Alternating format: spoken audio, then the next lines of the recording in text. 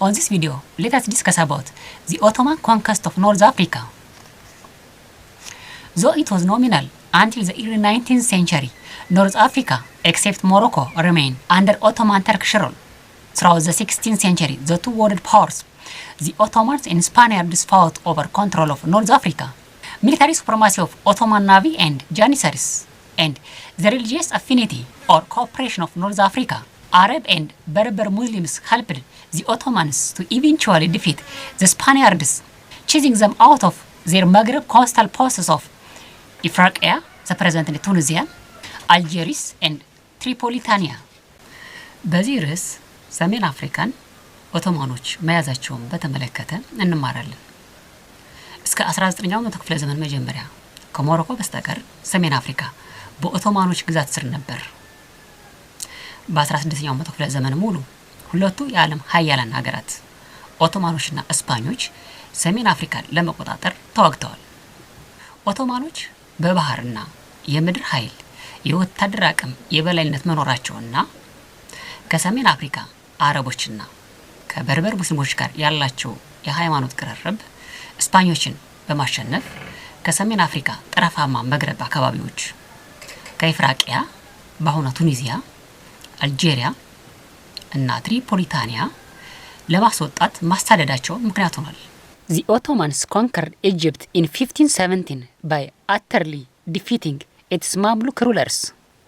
The Ottomans extended their conquest of North Africa by controlling what are today Libya, Algeria, and Tunisia, and threatened Morocco. Ottomans also pacified Arab and Berber nomads. This process was completed by the end of 16th century. Consequently, these Maghreb countries became Ottoman provinces. In the 1550s, the Ottoman extended their conquest as far as the third cataract in Nubia. ኦቶማኖች ማምሉኮችን በጽኑ በማሸነፍ በ1517 ግብፅን ተቆጣጥረዋል። ኦቶማኖች ሊቢያን፣ አልጄሪያና ቱኒዚያን በመቆጣጠር ግዛታቸውን ዘርግተው ነበር። ለሞሮኮም ስጋት ነበሩ። ኦቶማኖች በአረብና በበርበር አርብቶ አደሮች ላይም ነበሩ። ይህ መስፋፋት የቆመው በ16ኛው መቶ ክፍለ ዘመን መጨረሻ ላይ ነበር። ከዚህ በመቀጠልም እነዚህ የመግረብ ሀገራት የኦቶማኖች የግዛት አካል ሆነዋል። በ1550ዎቹ ኦቶማኖች ግዛታቸውን እስከ በኑቢያ ሶስተኛው ፏፏቴ ድረስ ዘርግተው ነበር። ኤስትሬስ ተርኪሽ ፓሻስ or viceroys and their military deputies called deys or commanders were directly appointed from Istanbul as rulers of Ottoman Northern African provinces. Turkish was the official language, and Arabs and Berbers were excluded from top government posts. The pashas of these provinces were reinforced by corps of well-armed Turkish janissaries, whose total number dwindled from about 15,000 in the 17th century to nearly 4,000 by 1830. Provincial janissary corpses were reinforced by Ottoman provincial cavalry forces known as Sipahis. The Sipahis were more respected by local populations because their officers were offspring of Turkish soldiers and local Arab women. Each province was divided into sanjaks or sub-provinces. Each sanjaks or sub-provinces were administered by a mustarif or dispute governor who were accountable to the provincial wali or governor general. The sub-provinces were further divided into districts whose local administration was left for local Arab chiefs.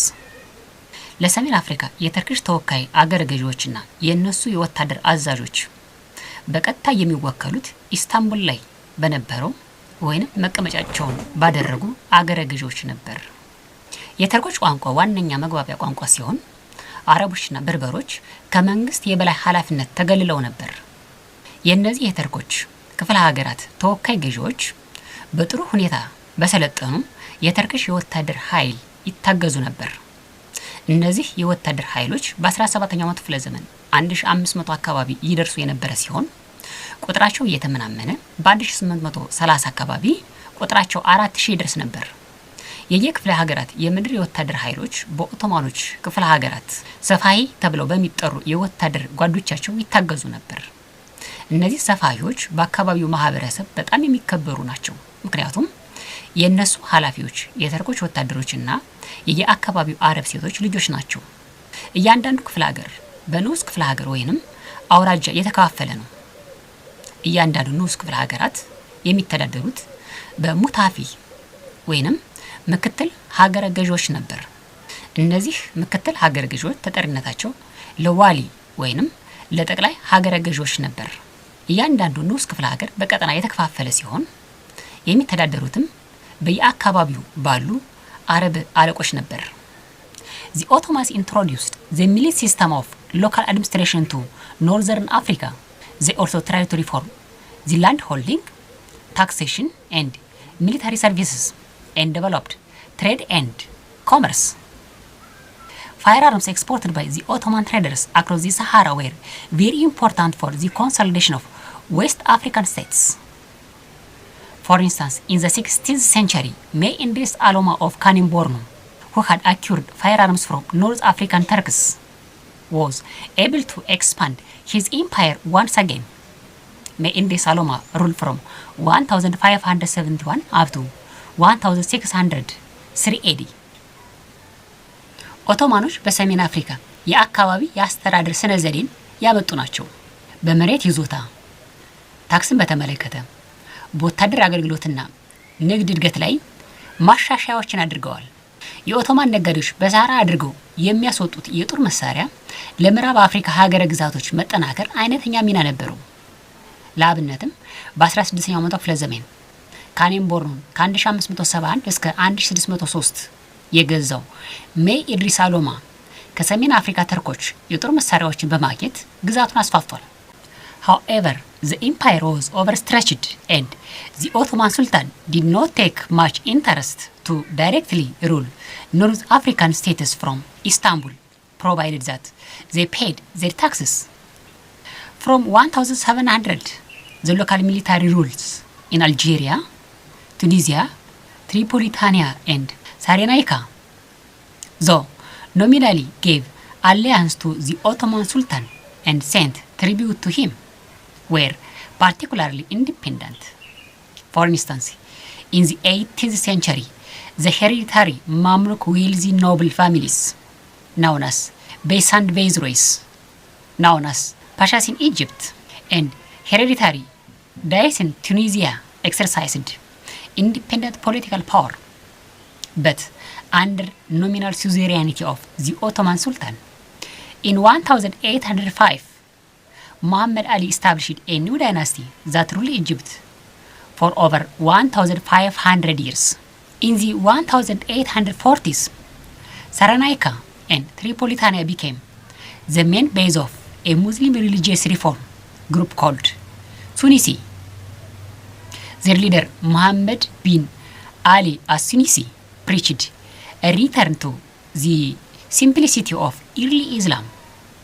Algeria was occupied by the French in the 1830s and 1840s. The territory was extended into the Sahara Desert, and some 40,000 French colonies were settled there. The number of settlers reached 400,000 by the early 1880s. ይሁን እንጂ ኦቶማኖች ግዛታቸው ከጊዜ ወደ ጊዜ የግዛታቸው የቆዳ ስፋት ከመጠን በላይ እየተለጠጠ በመምጣቱ በቀላሉ ለማስተዳደር አልቻሉም። በ1700 በተለይ አልጄሪያ፣ ቱኒዚያ፣ ትሪፖሊታኒያና የሳሬናካ አካባቢዎች ነፃ ወጥተዋል። ግብጽና ቱኒዚያም በኦቶማን ሀገረ ገዢ ምስለኔዎች ስር ሆነው ነፃ ሆነዋል። በ1805 ዓመተ ምህረት መሐመድ አሊ በግብጽ አዲስ ስርወ መንግስት መስርቷል። ይህ ስርወ መንግስት ግብጽን ለ150 ዓመታት ገዝቷል። በ1840ዎቹ ሲዩኒሲ በተባሉ ቡድኖች ሳሬናይካና ትሪፖሊታኒያ የእስልምና ሃይማኖት ማሻሻያ ማዕከል ሆነዋል። መሪያቸው ቢን አሊ አስ-ሱኒሲ ቀለል ያለውን የቀደመውን እስልምና ለመመለስ ይሰብክ ነበር። አልጄሪያ በፈረንሳይ በ1030ዎቹና በ1040ዎቹ በቁጥጥር ስር ውላለች። አካባቢያቸውን ወደ ሳሃራ በማስፋፋት 40,000 የሚደርሱ የፈረንሳይ ሰፋሪዎች በዚሁ ሰፍረዋል። በኋላም ይህ የሰፋሪዎች ቁጥር እያደገ በመምጣት